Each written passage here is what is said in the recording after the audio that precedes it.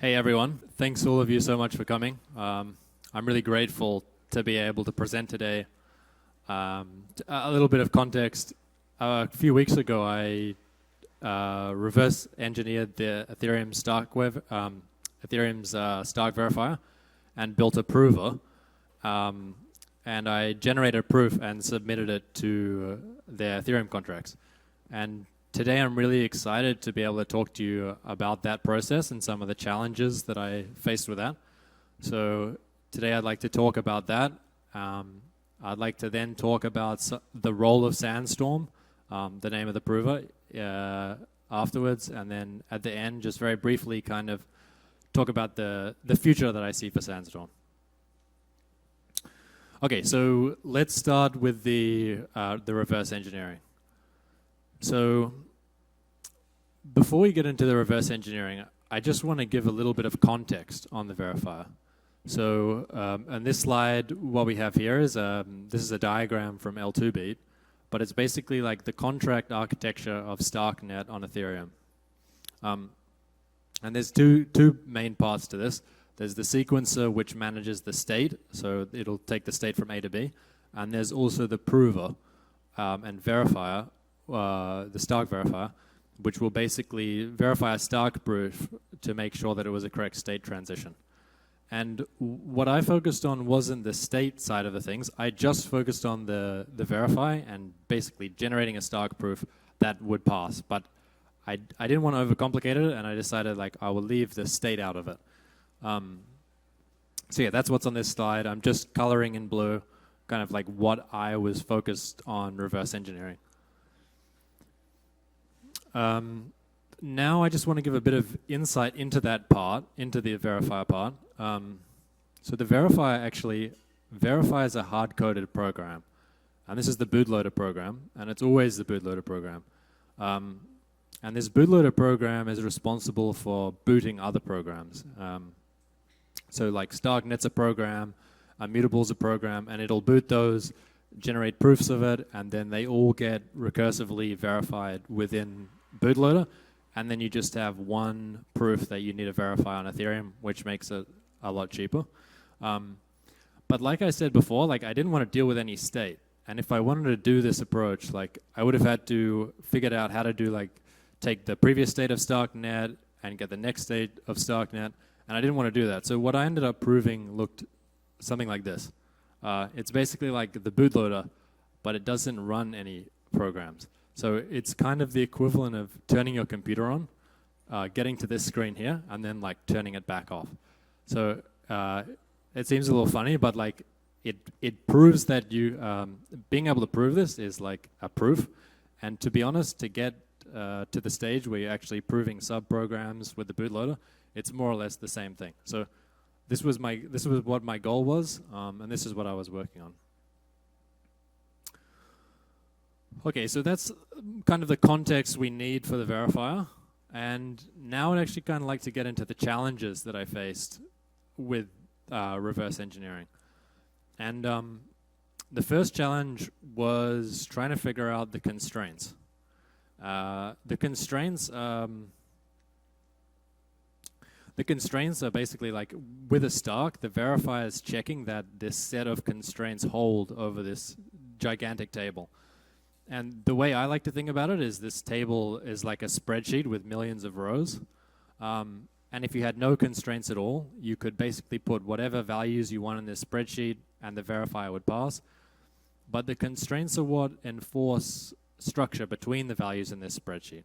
And in the case of StarkWare's verifier, or in the case of Cairo, these constraints enforce that this massive spreadsheet or this massive table is the correct execution of a Cairo program. So what's cool about a Stark is that the verifier evaluates the constraints on a single row, and the prover evaluates the constraints on every row. So the constraints are actually within the verifier. And what's awesome about StarkWare's verifier is not only are the constraints in the verifier, but they actually have comments. So they have like, and I've taken some comments from StarkWare's verifier and included them on this slide. So these comments are really great because they basically mentioned the constraint and they gave it a title, which gave me some context about like what the constraint was for. And we can take a look at like the first constraint in this slide, which is for the initial program counter. And when I read this for the first time, I realized, okay, so like the program counter goes in column 4, row 0. And what I did was there's lots of these, and I didn't want to remember like column 4, row 0, column 5, row 6, and whatnot. So I created this spreadsheet. And I basically, and that's what you see in the bottom here. And so I would see initial program counter, and I would basically jot in column 4, row 0. That was the program counter. And I did this for all the easy constraints. And then some of the tougher constraints that involve several terms, I was able to come back to, and I noticed that a lot of them used values that I'd already added to my spreadsheet. And when you had the title of what the constraint was, and that gave you some context, and then I had all of the kind of the values that they used, suddenly the constraints started to make sense. And doing this was actually like really satisfying, and it was kind of like solving one big puzzle. But this was a lot of fun. And yeah, so these are the constraints that I reverse engineered, and I just want to quickly mention that you have constraints for each of the individual built-ins, and you have also constraints for the Cairo control flow. And so yeah, so like range check is the simplest built-in that only has 3 constraints. And I've also got not a built-in, but like the constraints for the Cairo control flow. There's one built-in that I didn't reverse engineer, which is Ketchak. And yeah, Ketchak is quite a monster. It's like it's got more constraints than all the other built-ins combined. So also how I'd done the constraints was a little bit rough, and I wanted to refactor how I was doing it. So I decided I'll leave Ketchak out now, and I'll just work on the other built-ins. But I plan to add this in later. So that was the first challenge with reverse engineering the verifier. The second challenge was figuring out, was basically getting feedback on whether changes that I was making to my prover or changes that I was making to the proof was making any progress with being able to submit it to the verifier. And one way I could have done it is I could have generated a proof, submitted it to the verifier on Ethereum, or submitted it to StarkWare's verifier on the testnet, and just submit it to the verify proof. But if the proof failed, I wouldn't get much feedback on why it failed or what was wrong, or get some insight into what I needed to change in the prover. And so what I did instead was I went to Ethereum and downloaded all of the individual contracts and then put them into a Foundry project. And Foundry is, for those who aren't familiar, like Foundry is a library and a tool for testing Ethereum smart contracts. So I downloaded all these contracts, updated the dependencies, and got to a stage where I could call methods on the verifier locally and see if they work. So there was a bunch of private methods in the verify proof that would verify like very small pieces of the proof, and I would change the visibility of them so that I could call them, and I would just focus on getting those working. And I would update the prover to maybe do a very specific part of the verification, and I did that for all of them, and all of the small little parts, and then when I submitted the proof, it just worked. Like there was a few integration tasks as well, but more or less it like made the job a lot more manageable to make incremental progress. And Foundry was amazing for this. Like it was seriously such a helpful tool. And not only that, but I also used Foundry for debugging. So like a lot of the time, I wouldn't necessarily know what I needed to change in the prover from the code alone. And Foundry has like the ability to do console logs. And yeah, I'm not sure if this is the best way to debug Foundry projects, but this was really helpful. So what I've got here is a snippet of the code in the verification of the memory for the proof. And I wasn't sure what the values needed to be, and I ended up just doing a whole bunch of console logs, and I could see what the verifier was expecting the value to be, and I was able to modify the prover to just produce the correct value. So yeah, so Foundry was amazing. And then this was kind of solving the the challenge of getting feedback on making progress and whatnot. And after that, it was just a matter of grinding out the work for the prover. So yeah, so that's a little bit about the reverse engineering and the challenges that I faced. Now I would like to talk about kind of Sandstorm, the applications, and the role of it in the ecosystem. So just quickly, like, what is Sandstorm? Well, Sandstorm exists to basically generate proofs of executions of Cairo assembly. So this means, because Cairo 0 and Cairo 1 both compile to Cairo assembly, it supports both of those. And these proofs can target different verifiers. So it can target the verifier that I was reverse engineering, which was the verifier on Ethereum.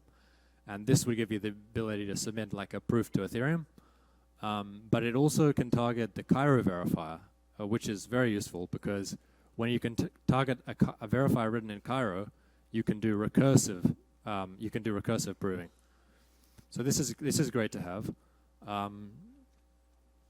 Also, what Sandstorm is like it's a prover, but it also has verifiers in Rust. So it has the equivalent Cairo verifier in Rust, and it has the equivalent Ethereum verifier in Rust as well, which is super helpful. And I'll talk about that in a bit. Bear in mind that these verifiers are not audited, so but yeah, they're there.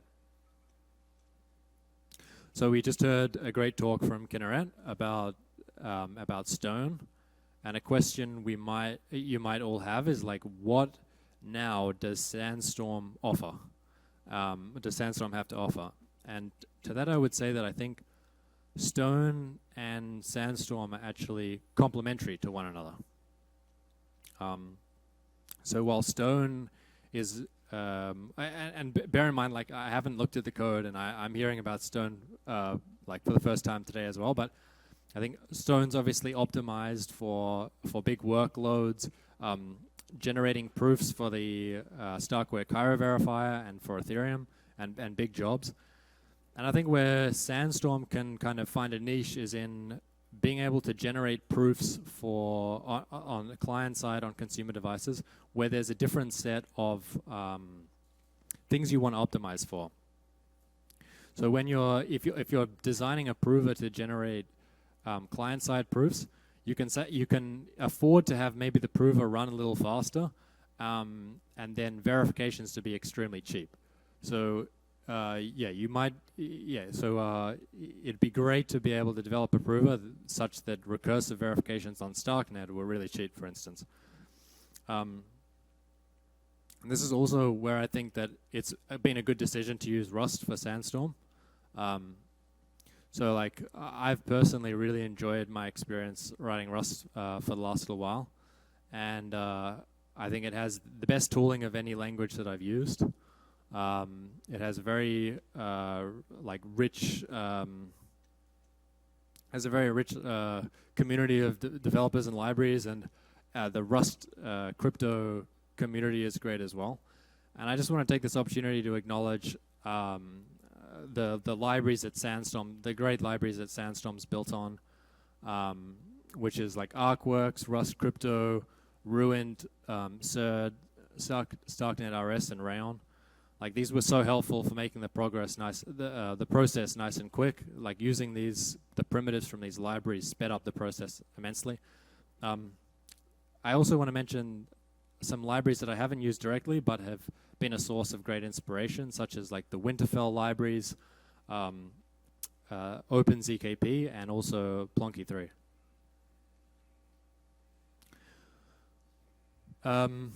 Actually, just briefly, I want to touch on how I think this is actually a win for decentralization.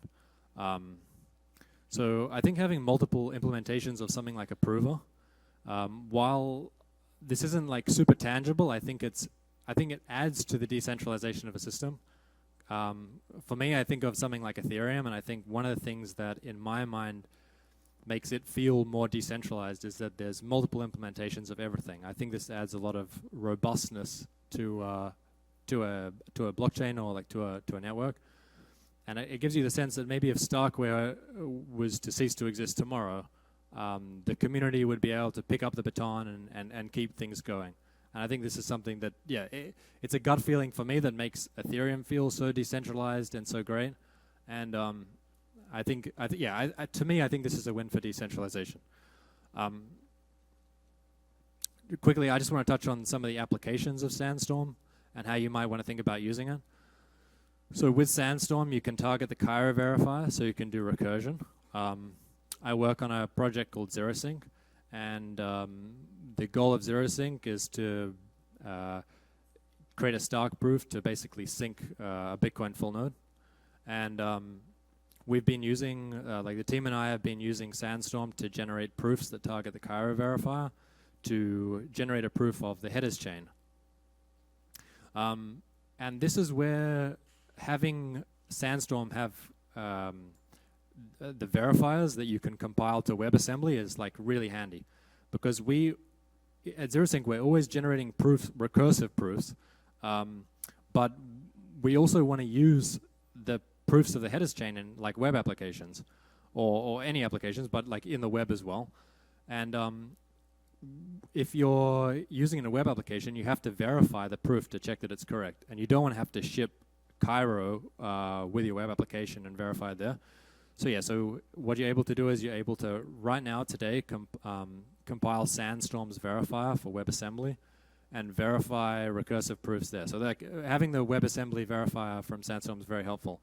And I want to make Stone proofs a first-class citizen from Sandstorm as well, so all of this can be supported for the Stone prover as well.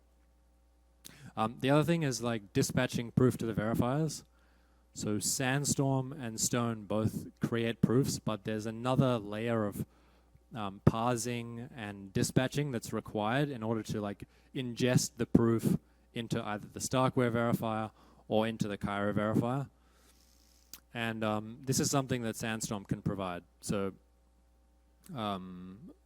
it's not open source right now, but it's kind of done, and I'm just getting it ready, and I want to open source this very soon. So yeah, so that's like the role of Sandstorm in the ecosystem and some of the applications. And very briefly, I'd just like to talk about the future of Sandstorm and what I'm excited about going forward. So like the first thing is the performance. Up until now, I've just been focused on generating a proof that's compatible with StarkWare verifiers.